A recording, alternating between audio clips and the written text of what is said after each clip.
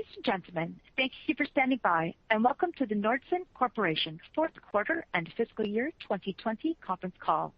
At this time, all participant lines are on mute. Please be advised that today's conference is being recorded. After the speaker's print, there will be a question-and-answer session. To ask a question during the session, you will need to press star one on your telephone. If you would like any further assistance, please press star zero. I would now like to turn the call over to your speaker today. Laura Mahoney, please go ahead. Thank you. Good morning. This is Laura Mahoney, Vice President of Investor Relations and Corporate Communications. I'm here with Sundaram Nagarajan, our President and CEO, and Joseph Kelley, Executive Vice President and CFO.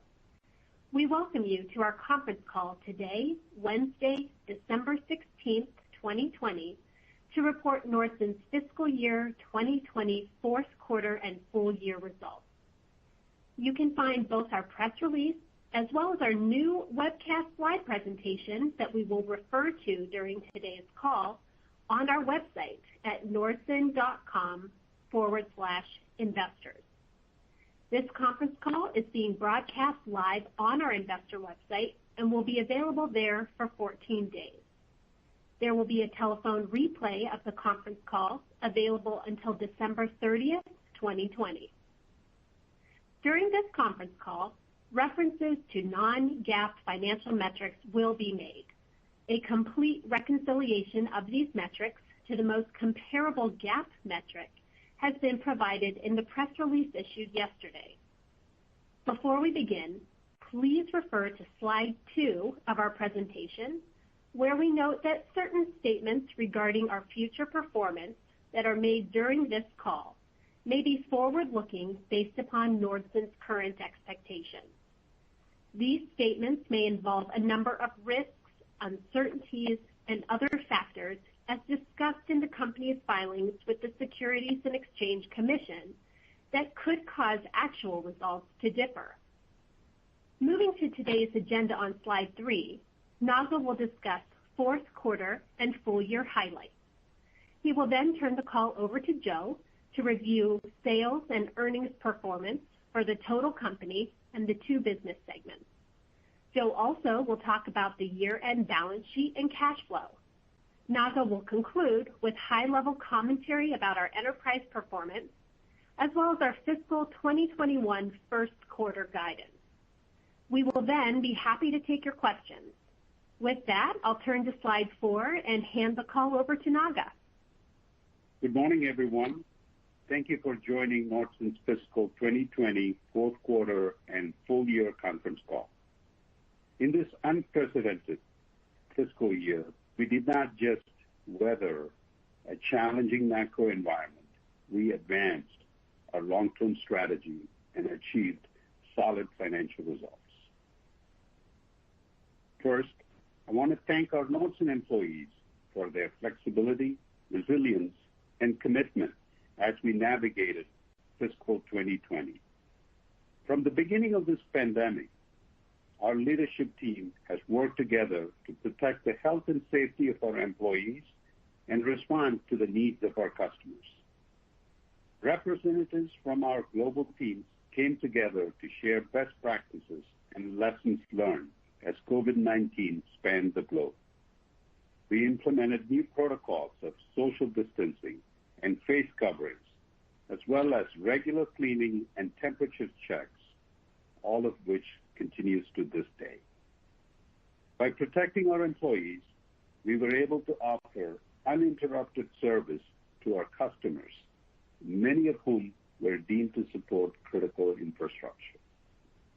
Nordson products serve a very diverse set of end markets, including medical, electronics, consumer non-durables, and general industrial. This diversity helped us drive the relative stability of our results. We've also stayed invested in our direct sales, application, and service model, and committed to the innovation in our precision technologies. For the full year, sales decreased only 3% compared to prior year, which is commendable in this environment. Simultaneously, we made meaningful progress on our long-term objectives. We built and started to deploy the next generation of Nordson Business System, which we are calling NDS Next, our growth framework. Using critical insights generated by NDS Next segmentation tools, our divisional leaders are prioritizing investments in our best growth opportunities and simplifying non-value-added tasks in operations to deliver best-in-class product quality and delivery. Use of this data-driven growth framework led us to take actions that would strategically position our portfolio for sustainable, long-term, profitable growth. In September, we announced the technology acquisition of VivaMOS, which designs, develops, and fabricates high-end image sensors that would further differentiate our X-ray inspection product offering. Earlier this year, we acquired Fluortek, a precision plastic extrusion manufacturer in medical device industry. Fluortek brings highly differentiated PTFE medical tubing expertise, which is complementary to our current value-added component offering for minimally invasive therapies such as heart valve replacement. Scaling up our highly differentiated test and inspection and medical product lines will continue to be a priority of our capital deployment strategy. We also took actions to simplify our portfolio in less differentiated areas. On December 3rd, we announced the divestiture of our screws and barrels product line from our Polymer Processing Systems division to Altair Investments. While this business is a respected leader in the plastic industry, it does not meet Nordson's long-term profitable growth objectives. We believe it will be better positioned with Altair. By divesting this business, we will focus our resources on growing more differentiated, profitable product lines that will deliver on our long-term growth objectives. We believe our remaining PPS division has the right degree of differentiation and related technical competitive advantages to deliver Nordson-like growth and returns. I'll speak more about the business in a few moments, but first, I'll turn the call over to Joe to provide more detailed perspective on our financial results for the quarter. Thank you, Naga, and good morning to everyone. As Laura mentioned, we have provided slides to complement the narrative during today's earnings call. On slide number 5, you see fourth quarter 2020 sales were $559 million, a decrease of 5% compared to the prior year's fourth quarter sales of $585 million. The decrease was primarily related to organic volume, offset by favorable currency and benefits from the Fluortek and VivaMOS acquisitions. Test and inspection product lines were solid again this quarter, and we continue to see growth in our product lines serving medical end markets. Sales declines in the quarter were largely driven by weakness in the industrial and automotive end markets. Gross profit totaled $297 million, or 53% of sales in the quarter, compared to $319 million, or 54% of sales in the prior year. The 100 basis point decrease in gross margins primarily relates to the $1.3 million in amortization of acquired inventory step-up from the fiscal 2020 acquisitions. Looking sequentially, gross margins improved 100 basis points as the manufacturing inefficiencies related to our response to the COVID-19 pandemic and unfavorable product sales mix experienced in the third quarter of 2020 were primarily temporary in nature. Operating profit was $37 million in the quarter. This included an $87 million non-cash impairment charge related to classifying the screw and barrel product line within the IPS segment as assets held for sale. This classification aligns with the company's strategic decision to divest this product line to improve the ongoing earnings and overall profitable growth profile of the business. Excluding this item, plus cost reduction actions and the amortization of acquired inventory step-up, adjusted operating profit totaled $130 million, or 23% of sales. EBITDA for the fourth quarter was $159 million, or 29% of sales, which is 5% below the prior year EBITDA of $168 million. Looking at non-operating expense, net interest expense decreased $4 million, or 37% from the prior year levels, associated with lower effective borrowing rate. Other net expense increased $2 million, driven primarily by a $1 million increase in pension costs.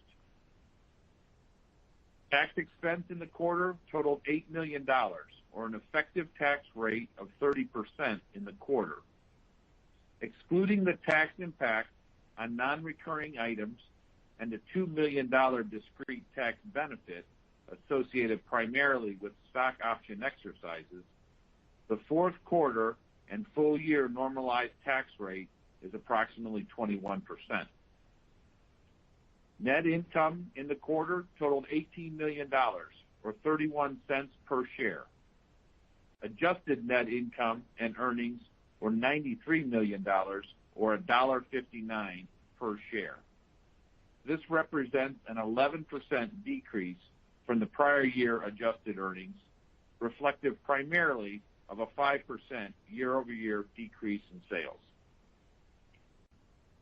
Turning to slide number 6, I'll now share a few comments on our full year results.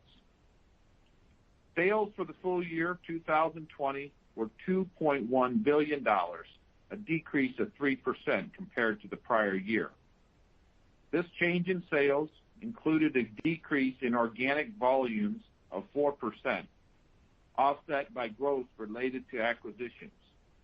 The full year impact of currency translation differences was not significant. Excluding the non-cash impairment charge, cost reduction initiatives, acquired inventory step-up amortization, and the discrete tax benefits, adjusted operating profit was $454 million, and diluted earnings per share were $5.48, a 7% decrease from the prior year adjusted earnings of $5.87. EBITDA for the full year was $567 million, or 27% of sales, which is in line with our prior year EBITDA margin percent of sales. Now let's turn to slides 7 and 8 to review the fourth quarter 2020 segment performance. Industrial Precision Solutions sales of $308 million decreased 8% compared to the prior year fourth quarter. This decline was driven in part by weaker demand in industrial and automotive end markets, where we had record sales in the prior year fourth quarter. Currency was favorable 2%, primarily driven by the strengthening of the euro, offset by an organic volume decrease of 10%. Adjusted operating profit for the quarter was $92 million, or 30% of sales, which excludes the $87 million non-cash impairment charge and $4 million in structural cost reduction actions. Despite the decrease in sales volume, cost control measures and sales mix improvements enabled the segment to deliver the same 30% operating margin as the prior year fourth quarter.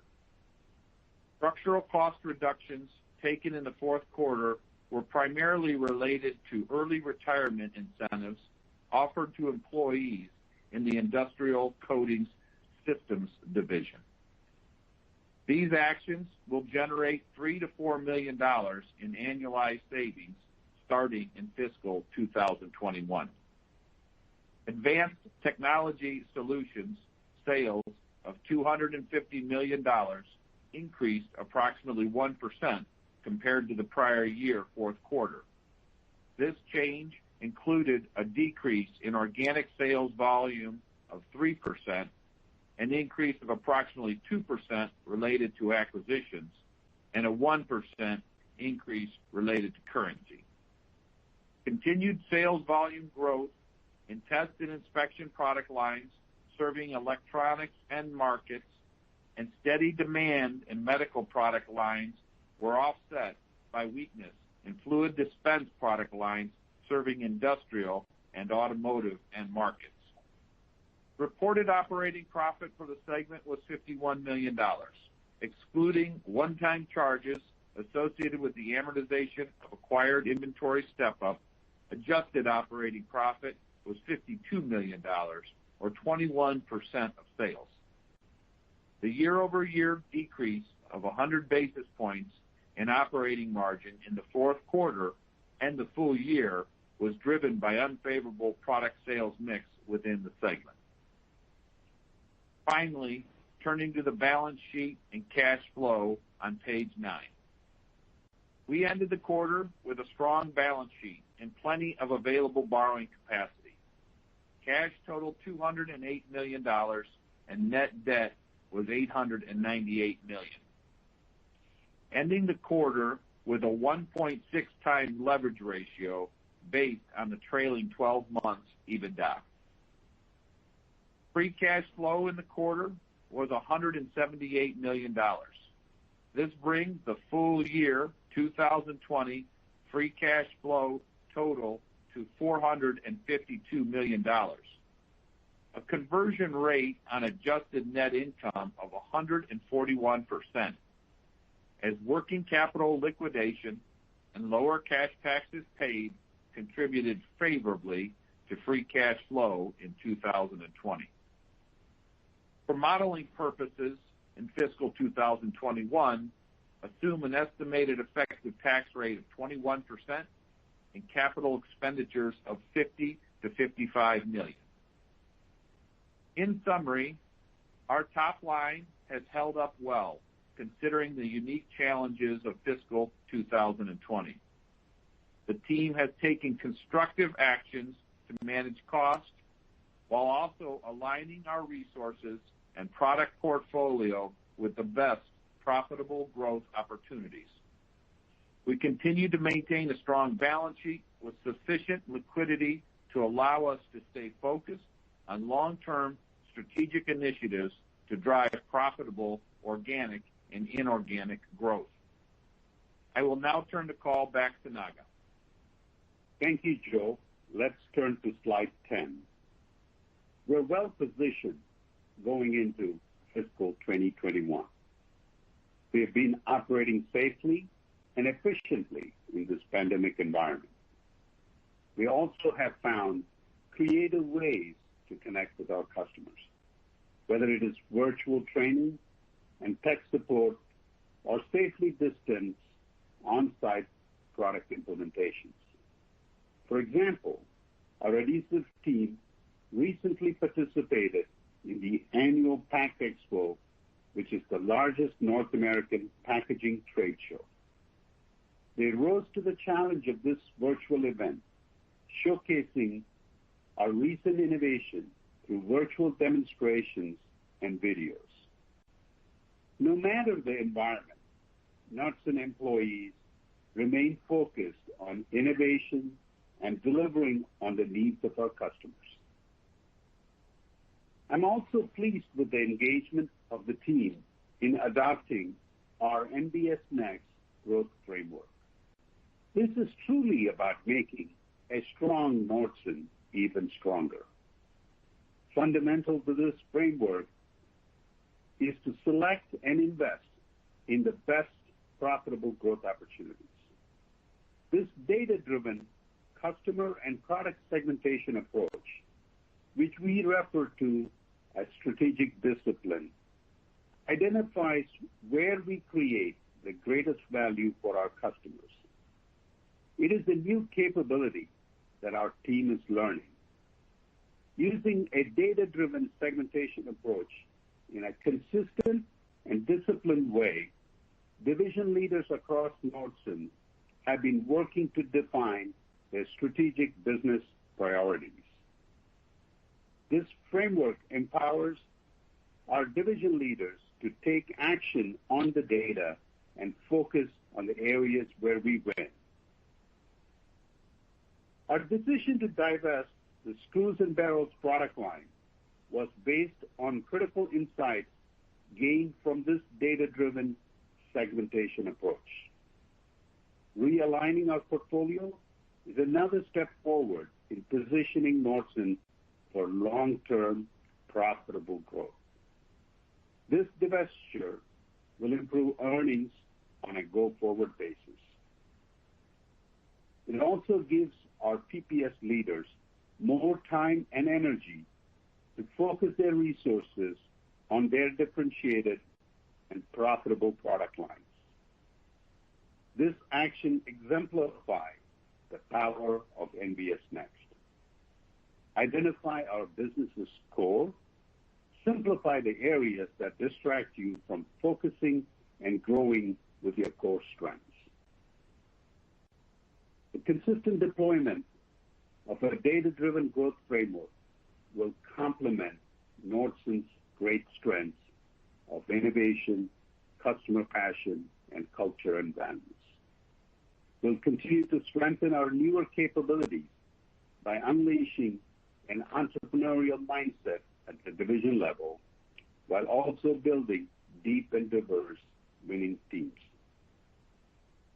We are excited to announce that we will be hosting a virtual Investor Day on March 30th, 2021.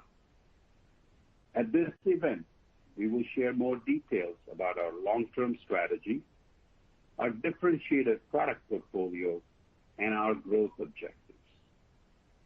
We will be sharing more information about the details of this event in January, but please save the date on your calendars for the morning of March 30th. Now for the outlook on slide 11. As I previously mentioned, we are well positioned entering 2021. During the challenging year of 2020, we remained invested in what makes Nordson strong, the direct sales model and our innovative precision technology portfolio. Additionally, we were successful in advancing several aspects of our long-term growth strategy. As we begin fiscal 2021, backlog has increased approximately 5% compared to the same period a year ago, and the trailing 12-week order entry is 5% above prior year levels. That said, it remains a dynamic environment, and our business conditions are changing frequently as the world responds to the challenges of resurging COVID-19 virus. Given these factors, we're not providing annual guidance at this time. However, we have a good line of sight to the fiscal 2021 first quarter. Based on current order entry trends, backlog amounts, and the correlation to sales timing, we expect the first quarter of 2021 sales growth to be approximately 2 to 3%, with adjusted earnings growth in the range of 15 to 20% as compared to fiscal 2020 first quarter. As always, I want to thank our customers, employees, and shareholders for your continued support. With that, we will pause and take your questions. Thank you. At this time, we will be conducting a question and answer session. In order to ask a question, please press star, then the number 1 on your telephone keypad. Your first question comes from the line of Allison Poliniak with Wells Fargo. Allison, your line is open. Great, thanks. Good morning, guys. Within the 5% order rate for this past couple of weeks, is there a noted vertical that's driving that, or is it fairly broad-based here? Yeah, Allison, good morning. Thank you for your question. Let's just maybe talk in terms of specific end markets. That's probably the better way to answer that question. So if you think about our consumer non-durable business, what you're really finding is, this is a recession-resilient end market for us, food and beverage packaging. Adhesives have been trending slightly up, and so our expectations are, this is a better growth than what we have seen in some time. In the medical business, order rates remain stable. It still remains a dynamic environment. Remember, there are parts of our medical business that is certainly impacted by elective surgeries or selective surgeries, but we also have fluid component parts of our business that has been serving biopharma end markets and disposable single-use plastics as well. So that part of it is doing really well. So overall, medical is stable, still continuing to grow. In electronics, I would tell you the test and inspection business is really doing extremely well. They're driven by advanced components in semiconductors, camera modules. In the quarter, we experienced double-digit growth. My expectations would be, slightly lesser than that, but certainly high single digits is sort of where this is trending. Our industrial business, I would tell you, is, challenged, but things are starting to look up. We expect some recovery in the first quarter. Our OEM businesses are moderating, and automotive is a small part of the company. So it's not one single vertical, but differing rates of growth and trends that are trending up based on the end market. Got it. That's helpful. And then just in touching on the divestiture, I know your comment about it not necessarily being core to Nordson longer term. Is there somewhat of a mixed impact that you guys are thinking about when looking at these businesses as well in terms of the long-term profitability of the company, or is that sort of just an aside at this point? Joe, you want to take this one? Yes. So when you think about the divestiture, as Naga mentioned in his script, this divestiture, which we hope to conclude, I would say at the end of Q1 or early Q2, it will improve the ongoing earnings of Nordson, and specifically, I guess, to your question, the IPS segment, and will also improve, therefore, the profitability profile.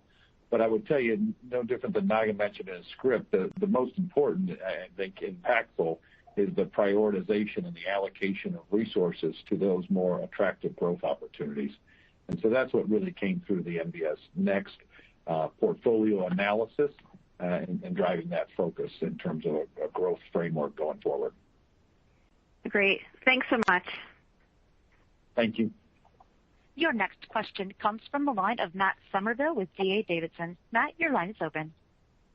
Thanks. A couple questions. Maybe just to follow up on the last point, this internal review process that led to this divestiture announcement, have you fully concluded that at this point, and should we expect any additional portfolio shaping actions here in the more immediate term? Yeah, Matt, thank you for your question. On NBS Next, portfolio analysis is a core part of NBS Next, which is really what we call strategic discipline. It is based on product segmentation and customer segmentation. It is an ongoing process. So, based on what we looked at today with our PPS business, our decision was this part of the business doesn't really fit the kind of long-term differentiation as well as the growth potential that we are looking to have in a business. So that's sort of what it is. But there are parts of our EPS business in this analysis, we figured out that it has some pretty strong differentiation characteristics, some technical advantages, which we believe will allow us to continue to grow this business with a Nordson-like profitability. For the rest of the businesses, this is an ongoing process, and it's not so much about what you're not going to do, it is as much as what you're going to do more of, right? So as you think about our businesses, each of our divisions are going through portfolio analysis, and they figure out what are the best growth opportunities, where do we create the greatest value, how do we win, and focus disproportionately our resources and investments in that part of the company. So it's an ongoing process, and hopefully that gives you some color. Yes, thank you. And then as a follow-up, when you look at kind of your implied, organic guidance for the first quarter, probably flat to maybe down slightly because you'll have some FX tailwind and then some acquisition tailwind. Can you maybe talk about, square that up a little bit with respect to your trailing, order entry being up mid-single digits? And you mentioned some things maybe around, the correlation with timing, et cetera. Can you maybe expand on that a little bit, Naga? Yeah, I guess let me expand on some of the numbers. Maybe, Naga, you can expand on the trend that you're seeing in the orders. But you are correct. I mean, if you look at our Q1 guidance as it relates to the revenue, we assume their FX rate similar to what we had experienced in Q4. And so therefore, when you look at the Q1 guidance, the FX and acquisition will be favorable to about the same degree they were in our Q4 performance, which to your point implies organic growth relatively flat on a year-over-year basis. Now, I'll point out that organic growth of relatively flat is a significant improvement from the 7% decrease that we saw organically in Q4 and the 4% organic decrease in the full year 2020. Also, I would add, if you look at what the revenue forecast implies for Q1 2021, not only is it up 2 to 3% over 2020 Q1, but it's also up over Q1 2019. So said differently, from a run rate standpoint, we're starting out the year north of 2019 levels. And then one other comment I would make is, in your observation, 5% on the order entry and the 5% on the backlog. That 5% is calculated on a constant dollar basis. So that's really what's driving, our optimism and our attitudes and our positive outlook as we enter Q1 2021.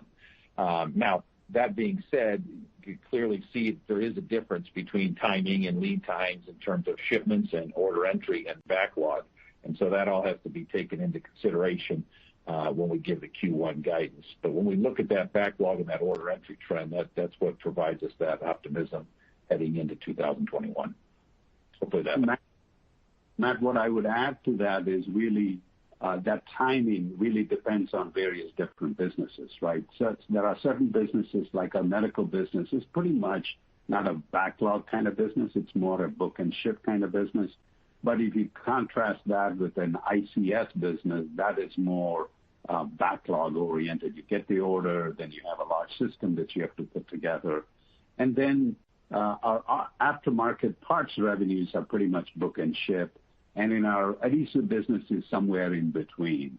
It is more standard products that you're, customizing or configuring to sell. So depending on a business, depending on where it is, there is a correlation of timing that we talk about. Thank you, guys. Your next question comes from the line of Jeff Hammond with KeyBanc. Jeff, your line is open. Hey, good morning. Good morning, Jeff. Maybe just give us a 5G update. We're seeing new phones get rolled out with 5G. Just, what are you seeing in terms of a CapEx cycle and on the mobile side as well as 5G infrastructure? Yeah. Let me talk about that broadly, Jeff. What we are seeing in the business is 5G related, but more broadly, digital acceleration is really driving the electronic supply chain within our businesses. And most prominently, where we are seeing this kind of activity in digital acceleration is in the semiconductor side of the business. So in the semicon business, we're seeing some incredible, really nice demand patterns that are emerging for our test and inspection business, and that is really what you're seeing the strength of. In terms of 5G, some of the semicon are related to 5G, but not entirely, right? This is really mostly because of a contact-free economy that is beginning to emerge. Virtual conferences, virtual investor discussions, how you order your Christmas gifts, how you order your grocery. All of this is really an example of how this contact-free economy and digital acceleration that is really driving the growth of semiconductors. So you want to think about our electronic business, not so much with the mobile revolution, how we thought about our business then, in the last decade, where mobile revolution was really the biggest growth driver for us. But going forward, you want to think about our electronic business more in terms of digital acceleration. So that will mean 2 to 3 times GDP kind of growth over the long cycle. And on infrastructure, it is still slow. We're continuing to get orders. We're continuing to work on those things, but it is not at the same rate as one you would expect. So 5G in our mind is still an emerging opportunity. Okay. And then medical, you characterize as stable, and I guess I think its business is historically kind of a high single digit, low double digit grower, and maybe I'm just assuming stable means a little bit of growth, but just trying to understand how you think the growth rate shapes up for medical, and kind of these puts and takes around elective surgeries, maybe coming back as we get vaccine distribution versus kind of comps from PPE equipment, et cetera. Yeah. So I think that's a great question, Jeff. In terms of our medical business, there are really 2 parts to the medical business that sort of allow us to have flat to low single digits. But you got to remember the context. The context really is our med device customers are down 10, 15%. So that's the context. And so why are we doing better than in that context? It's really because we have a fluid component business, which is really serving the biopharma end markets, as well as, fluid components for COVID type therapies, right? So what you're finding is our fluid component business is doing incredibly well, which is muting some of the declines we're seeing in our interventional component business, which is directly correlated to the selective surgeries and elective surgeries. So big picture, if you think about our elective selective surgery kind of related component business, is down a little bit, down a bit. In the long term, all of the drivers, aging population, single-use component, outsourcing of med device components, all of those are intact. As things normalize, we will return to mid to high single-digit kind of growth for this business, and that's our expectation.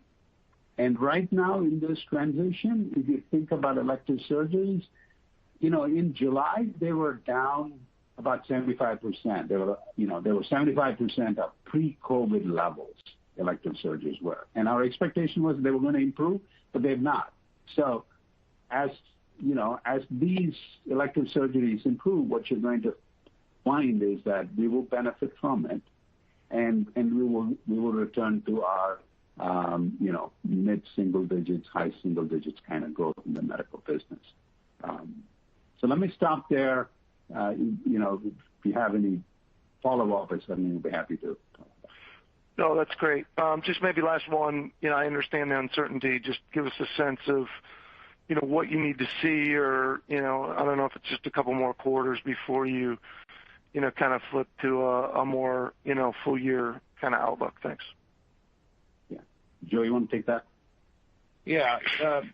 Our hope is that our visibility will improve, or I should say our confidence as it relates to the volatile time that we're in with the pandemic here in Q1 and Q2. And so our hope is that by the time we have our investor day that Naga referenced, we will resume annual guidance at that time. Okay. Thanks so much, everyone. Thank you. Your next question comes from the line of Andrew Buscaglia with Berenberg. Andrew, your line is open. Hey guys, I wanted to ask on, digging a little deeper in that electronics component within ATS. Last year there was a lot of optimism brewing into 2020, and obviously, there was a lot of things you had to navigate. You're dealing with trade and then the pandemic. So I guess into this year, I guess how do you view things on a relative basis versus historical cycles for that segment? And as the year progresses, I guess what are some of the signs we should be on look out for, see how that business shapes up? Yeah.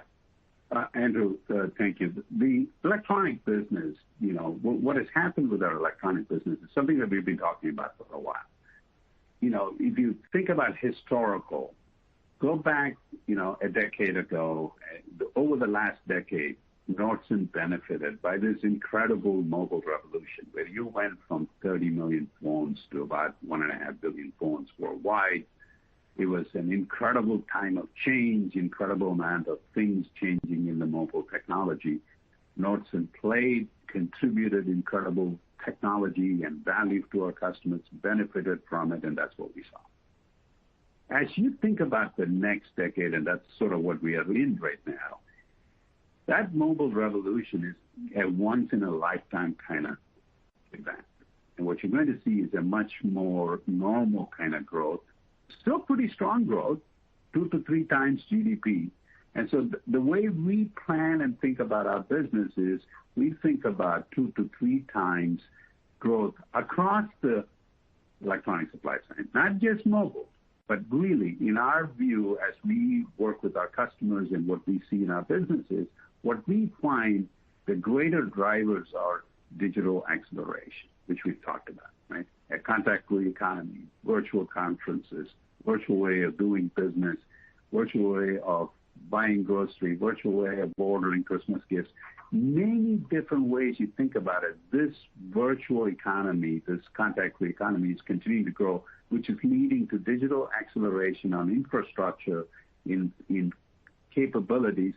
Certainly all of this adds to supply, improvement and order trends that are across the supply chain. And Nordson has done a really nice job over the last decade to diversify from just one particular product category to multiple, semiconductors, components, end products, PCBs. So we're diversified across the electronic supply chain, and so we'll benefit from that. And, we diversified into test and inspection. And so what you really see is this digital acceleration, all of this leading to complex devices, complex components, leading to 100% inspection, inline inspection in some cases, all leading to our test and inspection business doing really well. So our expectation is 2 to 3 times, and it is a different kind of growth when compared to what you experienced in the last decade. Yeah. Okay.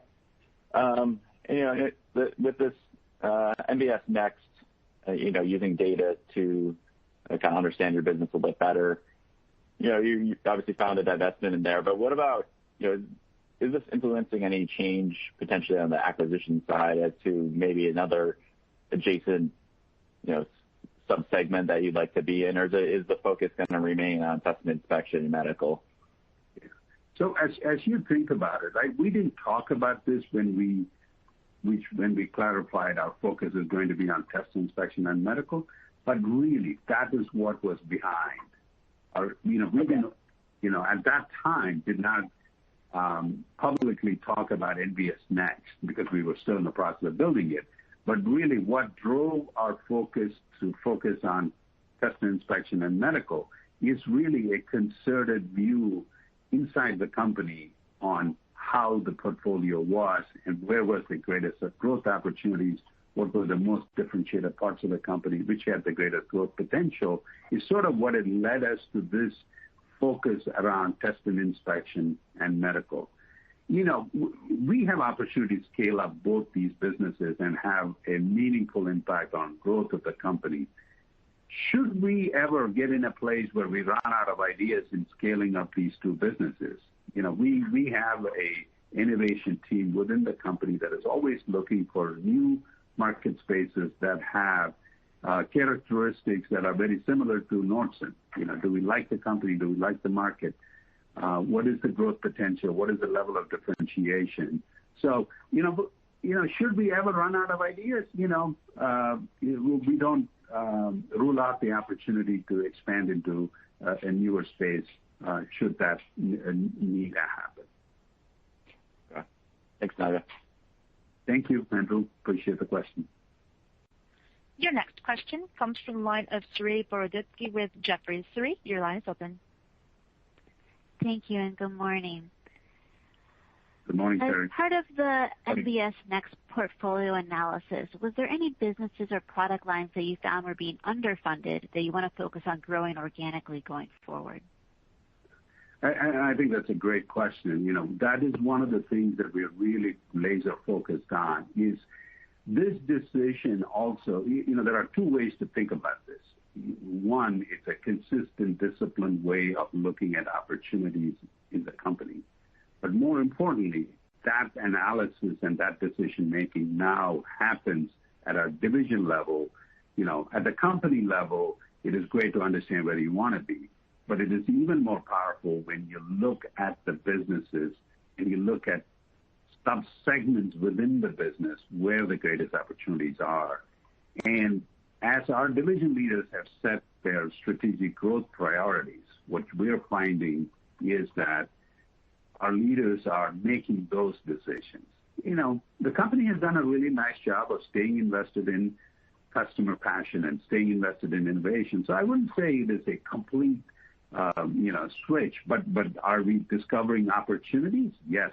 And I think I am more excited about the fact that now these decisions are made much closer to the customer, much closer to action and knowledge. And I think that's probably the shift that we're making. Thank you. And then lastly, as we think about the backdrop for industrial spending next year, what are you hearing from customers as far as appetite for capital spending? As we talked a little bit about our industrial business, it remains challenged, but we're starting to, from the middle of the year to now, sequentially the orders have continued to improve and continue to grow. And we see some of that in our industrial businesses. So as we think about it, it remains a dynamic environment, but our expectations are that it is trending up, and we expect some recovery in the first quarter. Great. Thanks so much for answering my question. Saree, I would just add your comment on the NBS Next. If you look at our SG&A, we did take several actions during the back half, particularly of 2020, to lower our structural cost. That said, those actions were very strategic, focused on business as identified in areas identified through the NBS Next framework.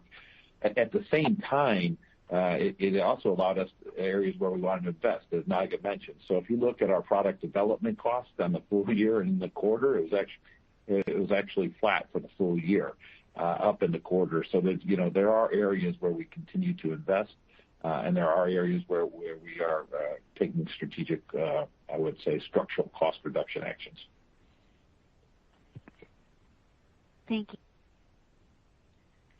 Your next question comes from the line of Mike Halloran with Baird. Mike, your line is open. Hey, good morning, everyone. Good morning. So So some thoughts on the margin profile as you work through fiscal 21. Maybe just help with some puts and takes. How are you thinking about incremental margins? What some of these structural cost improvement initiatives can provide as a tailwind mix? Any other puts and takes we need to think about? Obviously, the divestitures coming up, that'll help with the mix. But beyond that, how should we think about some of the key buckets into fiscal 21? Okay. Mike, I think in general, let me give you a broadly how we think about this, and then Joe can walk you through the percentages and all of that, right? So in general, the expectation for us is that as our revenues grow, our expectation on incremental should be north of 45%. That's sort of how we're thinking about it in the business. So that allows us, with a 54% gross margin, an ability to invest back in the business to continue to grow. So with that, why don't I get Joe to talk to you about the details of the various puts and takes? Yeah. So when you think about the incremental margins, I mean, our guidance here in Q1, I think, are high incremental margins sequentially, and I should say on a year-over-year basis, because that is where you're seeing the benefits of some of those structural cost reduction actions in the Q1 numbers. But I would go back to Q4, and I just point out, I mean, quite pleased with the IPS, 30% OP as a percent of sales, and that was nice sequential incremental margins there when you look at it compared to Q3. And so it highlights that that particular business, when some modest growth can really drop some nice incremental margins north of 50%. And so that 30% has us back to the Q4 2019 levels, but also even if you look at Q2, Q3 back in 19, when that business is north of $300 million, doing 29-30% margins is something it can do. So it was nice to see that bounce back from the Q3, which was a little bit depressed. Some of those items we viewed as temporary, and it was nice to see that they were temporary in nature.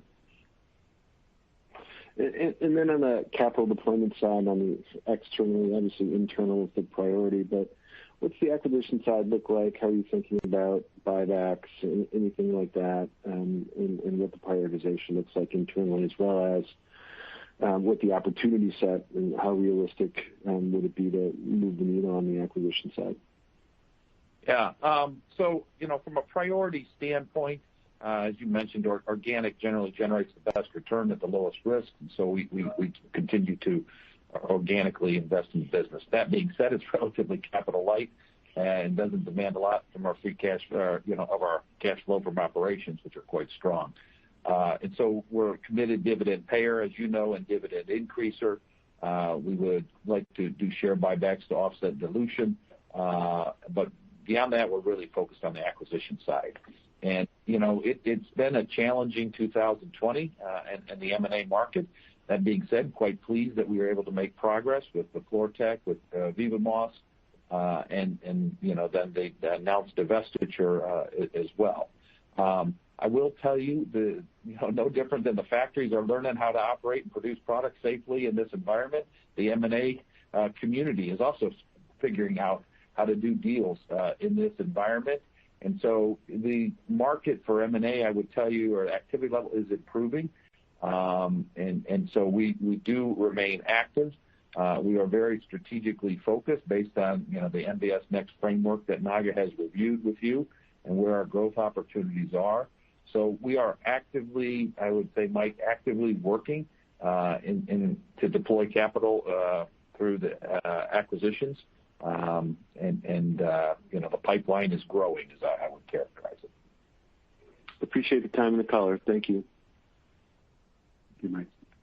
Your next question comes from the line of Christopher Glynn with Oppenheimer. Christopher, your line is open. Thanks. Good morning. I had a question about just want to kind of go for a high level revisit of the T&I momentum and review of the compounding dynamics you had there. I'm really curious about, what you're driving in terms of succession pattern of new capabilities versus, adoption of the iterations, the technology iterations you've introduced over the past year plus, and how those two factors converge towards this ideal of 100% online testing capabilities. Yeah. And I think it's a great question, Chris, and it's an area that we are doing a lot of work in, and it is an area that has a lot of promise for the company. Just sort of, if you step back a bit, if you think about our test and inspection business today, it is, it has two major, maybe three major product technologies. First is X-ray inspection. Second one is acoustic imaging. Third one is mechanical testing, where we do some wire bond testing. We do optical inspection as well, but it is a smaller part of the company. So major product lines really be our X-ray imaging, think about acoustic imaging, and then think about mechanical testing. We fundamentally believe that the acoustic imaging and X-ray imaging are going to continue to grow for us as these devices get more complex. And a couple of applications. So if you take a little bit one more step deeper into the product application. So if you think about a complex semiconductor package that is being manufactured, in the past they were sampled, and you ensured that the manufacturing process was stable and the product quality was really good. But as these devices get a lot more complex, now you're really interested in, because these devices now have greater functionality, the risk of failure and the potential impact on the customer's experience is so high that these semiconductor packages are now getting inspected 100%. So that's sort of the need. In terms of what is it our customers are looking for, the customers are really looking for not only whether the bonds were made, but they're more looking for, all the things that they need. Is it in there? Is it in the right size? So now all of a sudden 3D metrology with X-ray inspection becomes a lot more greater and real and online rather than what was a good feature to have. So as it translates to the company, what it really means is, do we have the resolution, which we've always been really good at? Do we have the speed? And do we have the lowest signal noise level, right? So those three things really now matter. As you think about the new acquisition we made, it was a technology acquisition with CMOS sensor, image sensor, and it provides all those three. It provides a unique combination of higher speed, higher resolution, and lower noise. And so, so as we build out our inspection capability, you're going to find us add technologies that allow us to help our customers inspect things more in real time and at a faster rate, higher resolution, lower noise level. And we're going to add capability that allows us to do more 3D metrology than we've done in the past. So that's another one that's coming about. And I would say the third is, today our business is very focused around electronics. We do, and we're beginning early stages of diversifying that exposure into adjacent end markets. And this VivaMAS acquisition allows us to now think about, is it possible for us to become a component supplier? It allows us to sell our image sensors and allows us to sell our tubes into end markets to other OEMs in end markets that we don't have a right to play in, but we have a right to be a component supplier because we have the best resolution in the market. We have the best, lowest noise level in the market. We have higher speed. So it's an exciting time in the test and inspection business. It's an area where, we will continue to invest in. One that we did not talk about is, some early days here is defect classification is another big thing, right? I talked to you about image, speed, low noise, but also defect classification is important because that allows our customers, again, to identify whether it's a good chip package or a bad chip package. So a lot of details there, but hopefully that gives you how we're thinking about this business, where it is headed. It clearly has some good opportunities for organic growth and, opportunities for us to acquire. Again, we'll be really thoughtful, as always, around what we acquire, how we acquire. We're going to be disciplined around acquiring things that makes Nordson stronger. We're not going to acquire for growth's sake. We're not going to acquire undifferentiated commoditized products in test and inspection. We're going to be very focused around what makes Nordson strong, which is precision technologies, customer intimacy, really customer critical applications, and how we add value and create value. And so that's where we're going to be focused on. That's great detail and great bang for the buck on the question. Thanks. Just a little housekeeping to close up. D&A and bias on working capital through the cash flow statement for fiscal 21. Any comment there, Joe?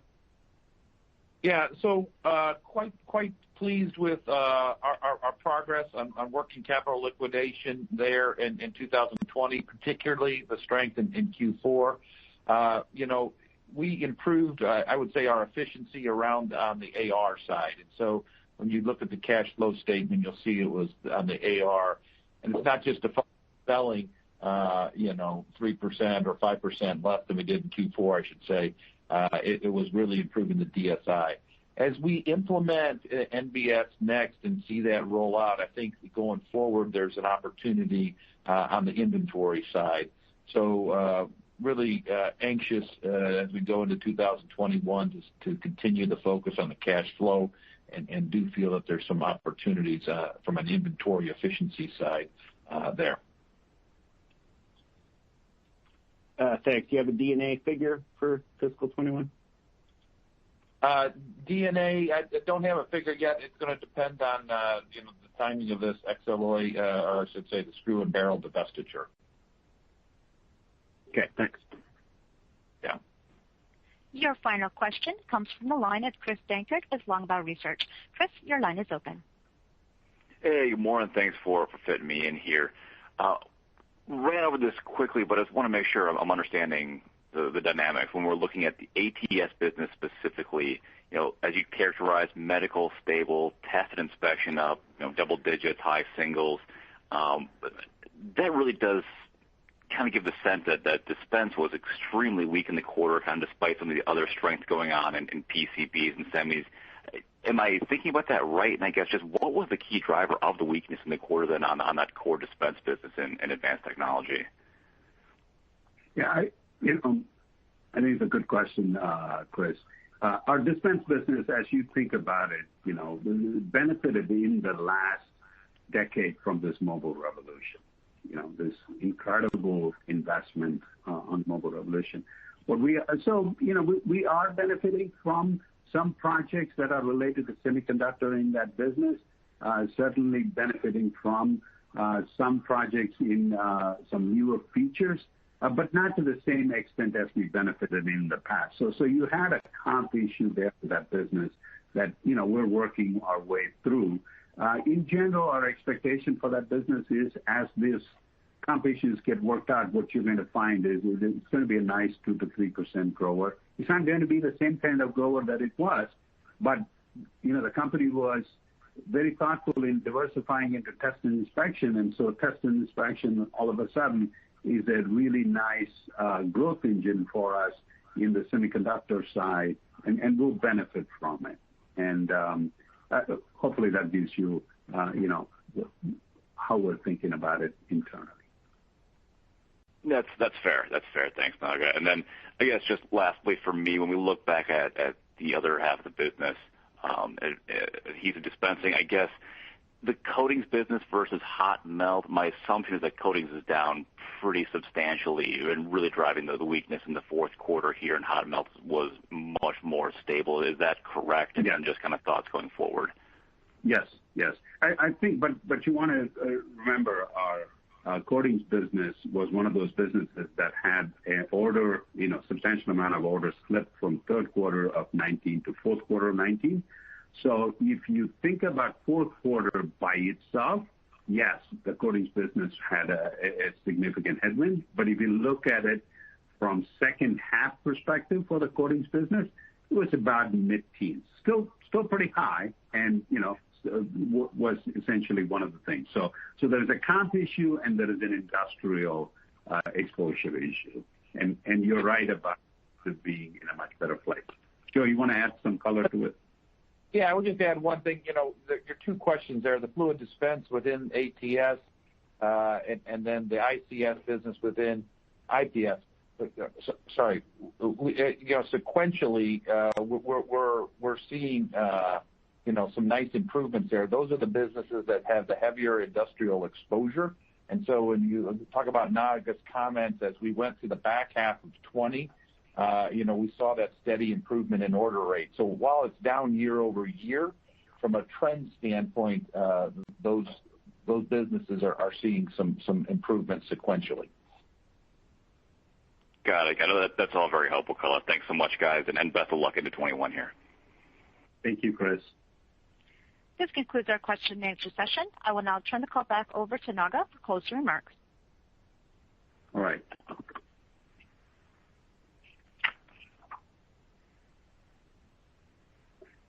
Thank you for your time and attention on today's call. We're well positioned going into fiscal 2021. We remain focused on our long-term objective of making a strong Nordson even stronger as we deploy NBS Next growth framework to prioritize organic and acquisitive growth opportunities while also unleashing an owner mindset within our customer-focused divisions. We wish you a happy holiday season. Thank you. Ladies and gentlemen, this concludes today's conference call. Thank you for participating. You may now disconnect.